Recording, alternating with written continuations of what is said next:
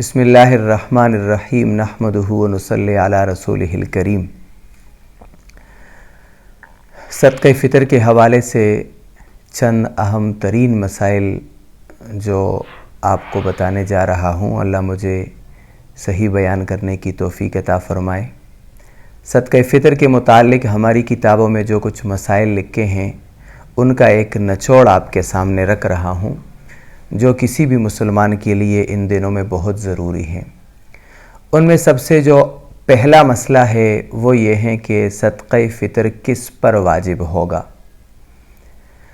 تو صدقہ فطر سب سے پہلے بات تو یہ ہے کہ صدقہ فطر اس آدمی پر واجب ہوتا ہے جس پر زکوٰۃ واجب ہوتا ہے۔ مثلا ایک آدمی کے پاس 7.5 تولہ سونا ہے، 52.5 تولے چاندی ہے، یا 52.5 تولے چاندی کے برابر اس کے پاس رقم ہے، تو ان لوگوں پر صدقہ فطر بھی واجب ہوگا۔ صدقہ فطر میں یہ بات یاد رکھنے کے قابل ہے کہ زکوٰۃ یہ ٹوٹلی زکوٰۃ کی طرح نہیں ہے، بلکہ تھوڑا سا فرق بھی ہے اس میں۔ وہ یہ کہ زکوٰۃ کے پیسوں پر یہ ضروری ہوتا ہے کہ اس پر سال بھر گزرا ہو، جبکہ صدقہ فطر کے لیے یہ ضروری نہیں ہوتا کہ اس پر سال بھر گزرا ہو، بلکہ اگر مثلا 1-2 دن پہلے بھی آدمی کے پاس اتنے پیسے آ جائیں تو صدقہ فطر اس پر واجب ہوتا ہے۔ اس کے علاوہ اگر کسی کے پاس گھر میں کوئی ایسے برتن وغیرہ ہوں، کوئی سامان ہو جیسے بسترے وغیرہ، ایسے چارپائیاں، کرسیاں یا جس کو گھر کا سامان کہتے ہیں، اگر اس طرح کا کوئی بھی سامان کسی آدمی کے پاس ہوں اور وہ سامان سال بھر میں ایک دفعہ بھی استعمال نہ ہوتا ہو، مثال کے طور پہ ہمارے پاس ٹیبل ہیں، کرسیاں ہیں، کچھ برتن وغیرہ ہیں اور سال بھر میں اس کا استعمال کبھی بھی نہیں ہوتا، تو ایسے تمام اشیاء کو جمع کیا جائے گا اور اس کا بھی حساب لگایا جائے گا۔ اگر ان کی قیمت 52.5 تولہ چاندی تک پہنچتی ہے تو ان چیزوں میں بھی اس آدمی پر صدقہ فطر آئے گا۔ یہ تو مسئلہ ہو گیا صدقہ فطر کا کہ صدقہ فطر کس پر آتا ہے۔ اب دوسرا مسئلہ یہ ہے کہ جیسے ہم نے عرض بھی کیا کہ صدقہ فطر جس مال پر شریعت نے لازم کیا ہے تو اس کے لیے یہ ضروری نہیں ہوتا زکوٰۃ کی طرح کہ اس پہ سال گزرا ہو۔ سال گزرے بغیر بھی اگر کسی کے پاس اتنا سامان ہے کہ وہ 52.5 تولہ چاندی یا اس کی قیمت کو پہنچتا ہے، ایسا کوئی بھی سامان ہے یا کسی کے پاس پیسے ہیں اور اس پہ سال نہیں بھی گزرا تو بھی صدقہ فطر اس پر واجب ہوگا۔ یہ ہمارا پہلا مسئلہ ہوا۔ اب دوسرا مسئلہ یہ ہے کہ صدقہ فطر ادا کب کیا جائے۔ تو صدقہ فطر کی ادائیگی کے لیے یہ ہے کہ جب صبح صادق ہو جائے، عید کے دن جب صبح صادق ہو جائے تو عید کی نماز سے پہلے اس کو ادا کرنا چاہیے، اور یہ بہتر صورت ہے کہ آدمی صدقہ فطر کے مال کو عید کی نماز پڑھنے سے پہلے ادا کریں۔ اور وجہ اس کی یہ لکھی گئی ہے کہ چونکہ جو مسکین ہیں، غریب ہیں، تاکہ جو ان کے عید کے دن ضروریات ہوں گے تاکہ وہ پہلے سے اس کو پورا کر سکیں، تو بہتر صورت یہی ہے کہ نماز پڑھنے سے پہلے، عید کی نماز پڑھنے سے پہلے صدقہ فطر ادا کر دیا جائے۔ ایک مسئلہ یہ بھی ہے کہ کیا صدقہ فطر عید آنے سے پہلے رمضان میں ادا کیا جا سکتا ہے یا نہیں؟ تو جواب یہ ہے کہ علماء نے لکھا ہے کہ صدقہ فطر رمضان کے مہینے میں بھی ادا کیا جا سکتا ہے، کہ ابھی تک عید نہیں آئی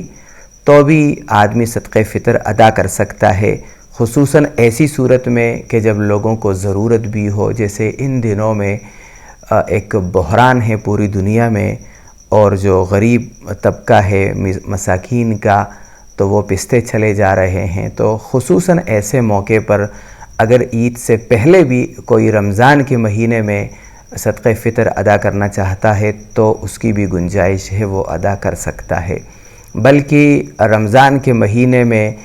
جب ضرورت بھی زیادہ ہو تو اس صورت میں فضیلت بھی زیادہ ہوگی. تو لہٰذا کہنے کا مقصد یہ ہے کہ رمضان کے مہینے میں بھی ادا کیا جا سکتا ہے. اب یہ سوال کہ آیا رمضان کے مہینے سے پہلے کوئی ادا کر سکتا ہے، تو جواب یہ ہے کہ رمضان کے مہینے سے پہلے ادا کرنا صحیح نہیں ہوگا. اگر کسی نے ایسا کیا ہو تو وہ صدقہ فطر اس کو دوبارہ ادا کرنا پڑے گا. اور ایک یہ بات کہ جب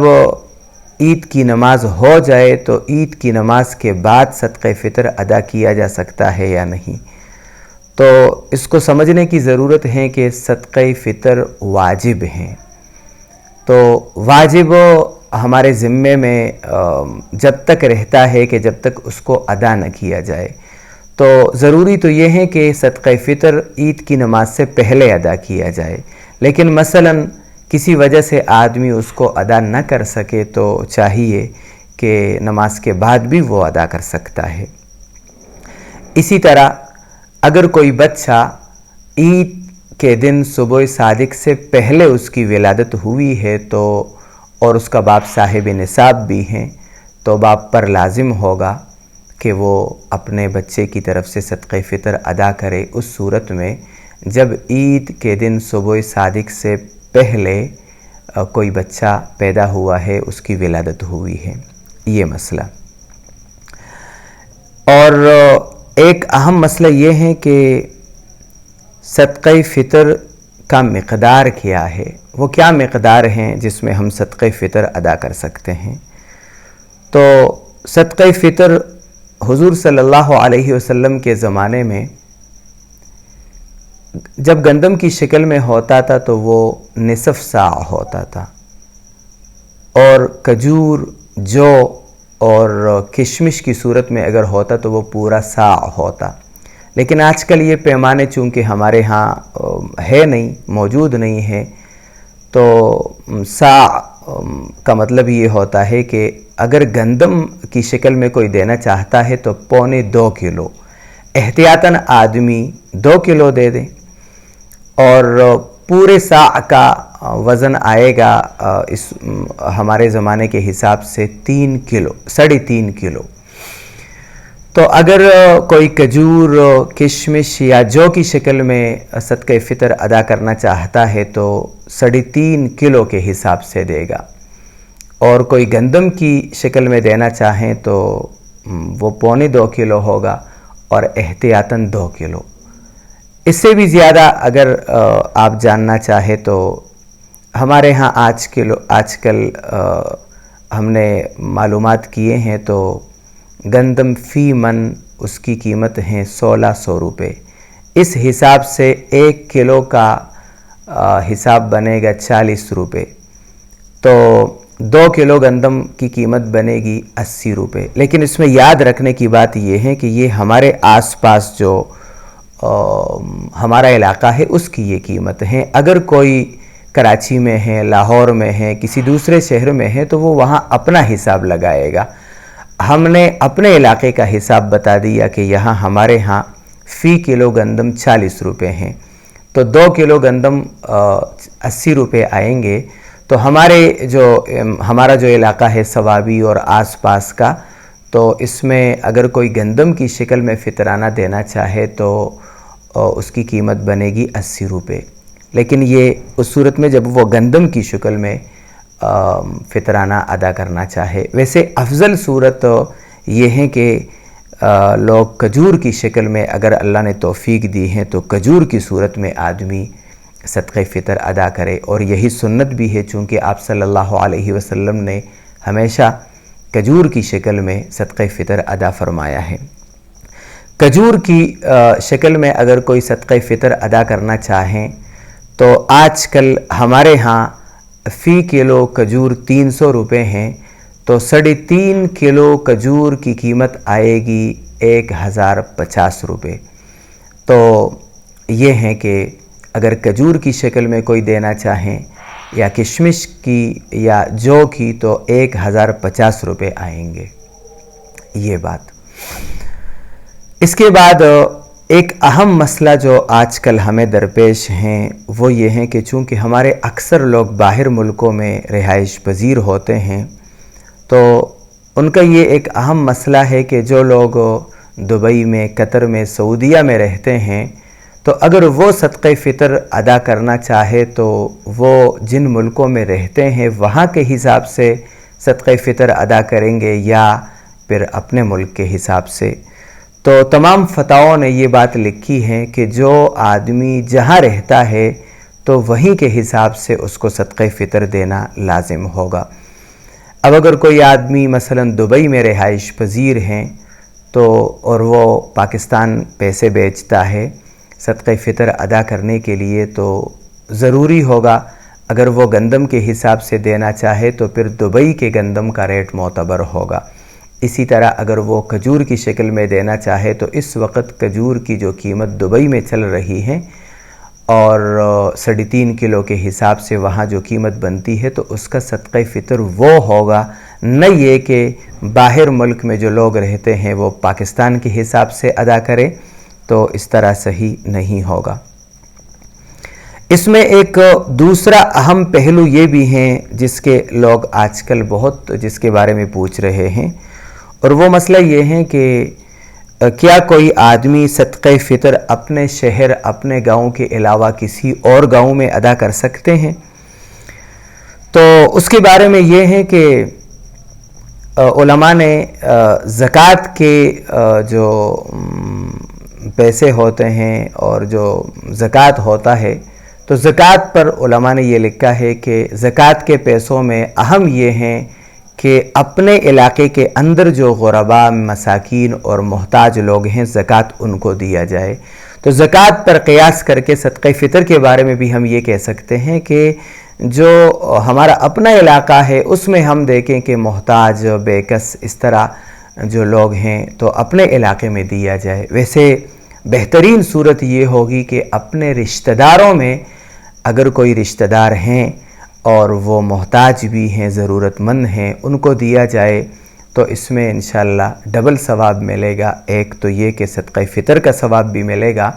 اور دوسرا یہ کہ ایک صلہ رحمی بھی ہوگی۔ تو بہتر صورت یہ ہے کہ آدمی اپنے اقارب اور رشتہ دار جو قریب رشتہ دار ہیں ان کو صدقہ فطر کے پیسے ادا کریں۔ یہ بھی ایک اہم سوال ہے کہ کوئی صدقہ فطر کے پیسے اپنے سگے بھائی کو یا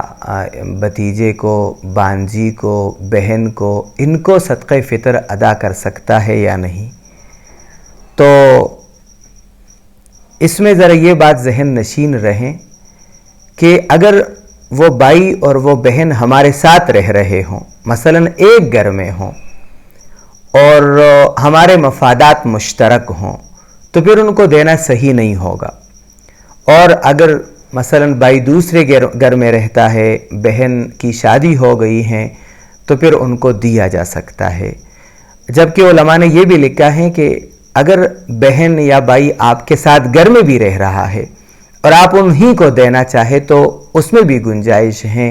آپ بھائی کو، بہن کو بھی دے سکتے ہیں اس صورت میں جب وہ آپ کے ساتھ گھر میں رہ رہا ہے۔ البتہ اس صورت میں یہ ذرا خیال رہیں کہ ان کو کہہ دیا جائے، ان کو وضاحت کر دی جائے کہ یہ صدقہ فطر کے پیسے ہیں تو گھر میں مشترک اس کو تم استعمال نہ کرو، بلکہ تم اپنے ضروریات میں جو تمہارے الگ ضروریات ہیں انفرادی طور پر تم اس میں ان پیسوں کو استعمال کرو اور گھر کے مشترک مفادات میں اس کو استعمال کرنے سے بچو۔ تو لہٰذا بہن کو، بھائی کو، بھانجی کو، بھتیجی کو بشرط یہ کہ وہ محتاج بھی ہیں۔ محتاج کا مطلب یہ ہے کہ وہ صاحب نصاب نہیں ہے۔ تو اگر وہ صاحب نصاب نہیں ہیں تو ایسے لوگوں کو صدقہ فطر دیا جا سکتا ہے، بلکہ ثواب بھی زیادہ ہوگا، جس طرح کہ پہلے ہم نے عرض کیا کہ اس میں تو ڈبل ثواب ہوگا۔ ایک یہ کہ اس صورت میں ایک تو صدقہ فطر بھی ادا ہوا اور دوسرا یہ بھی کہ اس میں ایک صلہ رحمی بھی آ گئی، تو ایک اہم مسئلہ یہ بھی ہے۔ صدقہ فطر کے متعلق ایک اہم مسئلہ یہ بھی ذہن نشین رہیں کہ گھر کا جو سربراہ ہوتا ہے تو اس کے ذمے لازم ہوتا ہے اپنا صدقہ فطر بھی اور اپنے نابالغ بچوں اور بچیوں کا بھی۔ اگر نابالغ بچے اور بچیاں ہیں اور وہ خود صاحب نصاب نہیں ہیں، اگر وہ خود صاحب نصاب ہیں تو پھر تو انہی کے مال سے ان کا صدقہ فطر بھی ادا کر دیا جائے، لیکن اگر وہ خود صاحب نصاب نہیں تو پھر گھر کا جو بڑا ہے، سربراہ ہے، ذمہ دار ہے، مثلا باپ ہیں تو ان پر اپنے بچوں بچیوں کا جو نابالغ ہیں تو ان کا صدقہ فطر دینا ضروری ہوگا۔ بیوی کی طرف سے، بالغ بچوں کی طرف سے، بھائیوں کی طرف سے تو وہ اس پر کوئی لازم نہیں ہے کہ وہ ان کی طرف سے صدقہ فطر ادا کریں۔ البتہ اگر اپنی طرف سے کوئی آدمی بیوی کی طرف سے صدقہ فطر ادا کرنا چاہتا ہے، جس طرح کہ ہمارے ہاں رواج ہیں، اور بچوں کی طرف سے جو بالغ بھی ہوں ان کی طرف سے ادا کرنا چاہے تو اس کی گنجائش ہے، کوئی آدمی ان کی طرف سے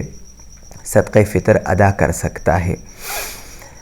ایک بات یہ بھی ہے کہ ہمارے کچھ لوگ یہ بھی پوچھتے ہیں کہ اگر ہم اناج کی شکل میں صدقہ فطر دینا چاہے، جیسے ہم نے عرض کیا کہ 2 کلو گندم یا 3.5 کلو کھجور، تو اگر ہم اناج کی شکل میں دینا چاہے، مثلا 80 روپے ہم ادا نہ کریں بلکہ 2 کلو گندم ادا کریں یا 3.5 کلو کھجور ادا کریں تو اس کی بھی گنجائش ہے، اور اس طرح کیا جا سکتا ہے کہ آدمی اپنی طرف سے اناج کی شکل میں جیسے گندم یا کھجور ہوئے تو اس کی شکل میں آدمی صدقہ فطر ادا کر سکتا ہے۔ یہ چند اہم ضروری مسائل تھے جو آپ کے سامنے پیش کیے گئے، اور اس کے علاوہ بھی بہت سارے اہم مسائل ہوں گے۔ ہمارے سامنے اس وقت یہی مسائل تھے جو آپ کے ساتھ شیئر کیے۔ اللہ تعالی ہم سب کو عمل کرنے کی توفیق نصیب فرمائے۔ وآخر دعوانا ان الحمد للہ رب العالمین۔